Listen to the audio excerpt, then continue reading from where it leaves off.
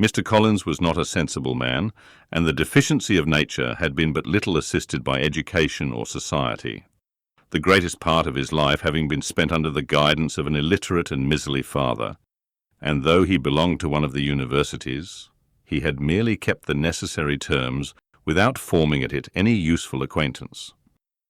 The subjection in which his father had brought him up had given him originally great humility of manner, but it was now a good deal counteracted by the self-conceit of a weak head, living in retirement, and the consequential feelings of early and unexpected prosperity.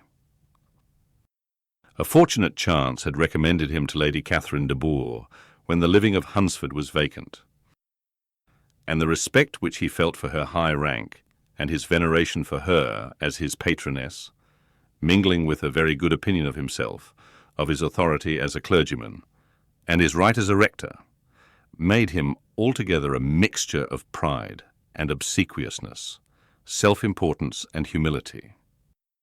Having now a good house and a very sufficient income, he intended to marry, and in seeking a reconciliation with the Longbourn family, he had a wife in view, as he meant to choose one of the daughters, if he found them as handsome and amiable as they were represented by common report.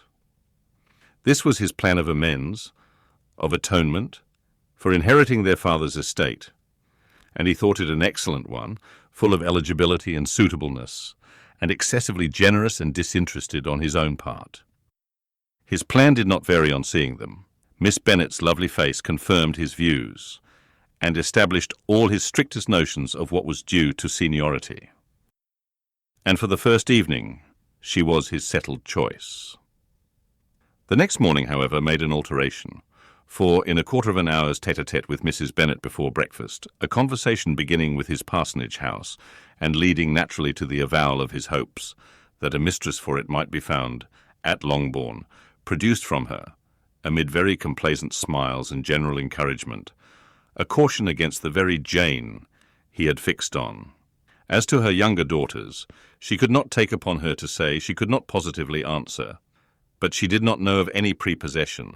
Her eldest daughter, she must just mention, she felt it incumbent on her to hint was likely to be very soon engaged.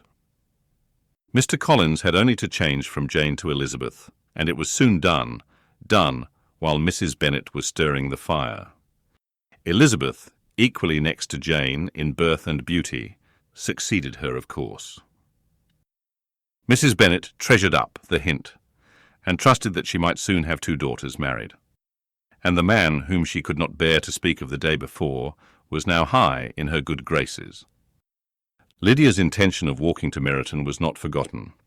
Every sister except Mary agreed to go with her, and Mr. Collins was to attend them, at the request of Mr. Bennet, who was most anxious to get rid of him and have his library to himself. For thither Mr. Collins had followed him after breakfast, and there he would continue, nominally engaged with one of the largest folios in the collection, but really talking to Mr. Bennet with little cessation of his house and garden at Hunsford. Such doings discomposed Mr. Bennet exceedingly. In his library he had been always sure of leisure and tranquillity, and though prepared, as he told Elizabeth, to meet with folly and conceit in every other room in the house, he was used to be free from them there. His civility, therefore, was most prompt in inviting Mr. Collins to join his daughters in their walk, and Mr. Collins, being in fact much better fitted for a walker than a reader, was extremely well pleased to close his large book and go. In pompous nothings on his side and civil assents on that of his cousins, their time passed till they entered Meryton. The attention of the younger ones was then no longer to be gained by him. Their eyes were immediately wandering up the street in quest of the officers, and nothing less than a very smart bonnet indeed, or a really new muslin in a shop window, could recall them. But the attention of every lady was soon caught by a young man, whom they had never seen before, of most gentlemanlike appearance, walking with an officer on the other side of the way. The officer was the very Mr. Denny concerning whose return from London Lydia came to inquire, and he bowed as they passed. All were struck with the stranger's air, all wondered who he could be, and Kitty and Lydia determined if possible to find out. led the way across the street under pretence of wanting something in an opposite shop, and fortunately had just gained the pavement when the two gentlemen, turning back, had reached the same spot. Mr. Denny addressed them directly and entreated permission to introduce his friend, Mr. Wickham, who had returned with him the day before from town, and, he was happy to say, had accepted a commission in their corps. This was exactly as it should be, for the young man wanted only regimentals to make him completely charming. His appearance was greatly in his favour. He had all the best parts of beauty, a fine countenance, a good figure, and very pleasing address. The introduction was followed up on his side by a happy readiness of conversation, a readiness at the same time perfectly correct and unassuming. And the whole party was still standing and talking together very agreeably when the sound of horses drew their notice, and Darcy and Bingley were seen riding down the street. On distinguishing the ladies of the group, the two gentlemen came directly towards them and began the usual civilities. Bingley was the principal spokesman and Miss Bennet the principal object. He was then, he said, on his way to Longbourn on purpose to inquire after her. Mr. Darcy corroborated it with a bow and was beginning to determine not to fix his eyes on Elizabeth when they were suddenly arrested by the sight of the stranger, and Elizabeth, happening to see the countenance of both as they looked at each other, was all astonishment at the effect of the meeting. Both changed colour. One looked white, the other red. Mr. Wickham, after a few moments, touched his hat, a salutation which Mr. Darcy just deigned to return. What could be the meaning of it? It was impossible to imagine. It was impossible not to long to know.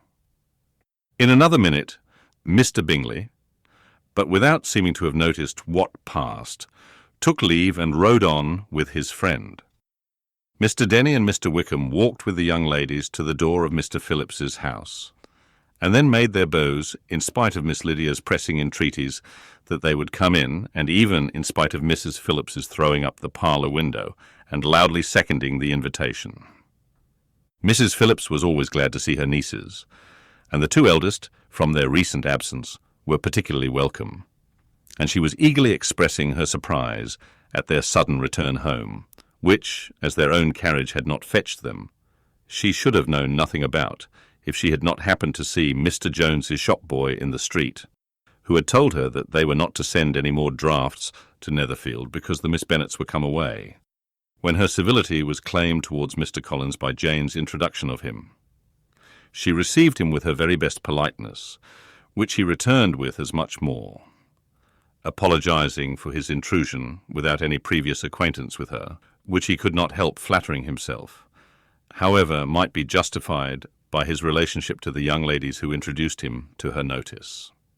Mrs. Phillips was quite awed by such an excess of good breeding, but her contemplation of one stranger was soon put an end to by exclamations and inquiries about the other, of whom, however, she could only tell her nieces what they already knew, that Mr. Denny had brought him from London, and that he was to have a lieutenant's commission in the shire.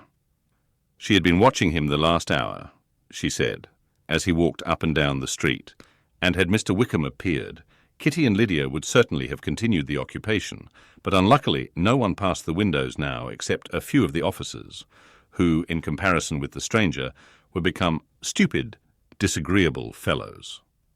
Some of them were to dine with the Phillipses the next day, and their aunt promised to make her husband call on Mr. Wickham and give him an invitation also, if the family from Longbourn would come in the evening. This was agreed to, and Mrs. Phillips protested that they would have a nice, comfortable, noisy game of lottery tickets, and a little bit of hot supper afterwards.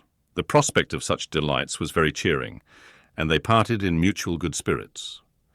Mr. Collins repeated his apologies in quitting the room, and was assured, with unwearying civility, that they were perfectly needless. As they walked home, Elizabeth related to Jane what she had seen pass between the two gentlemen. But though Jane would have defended either or both had they appeared to be wrong, she could no more explain such behaviour than her sister. Mr. Collins, on his return, highly gratified Mrs. Bennet by admiring Mrs. Phillips's manners and politeness. He protested that, except Lady Catherine and her daughter, he had never seen a more elegant woman, for she had not only received him with the utmost civility, but had even pointedly included him in her invitation for the next evening, although utterly unknown to her before. Something he supposed might be attributed to his connection with them, but yet he had never met with so much attention in the whole course of his life.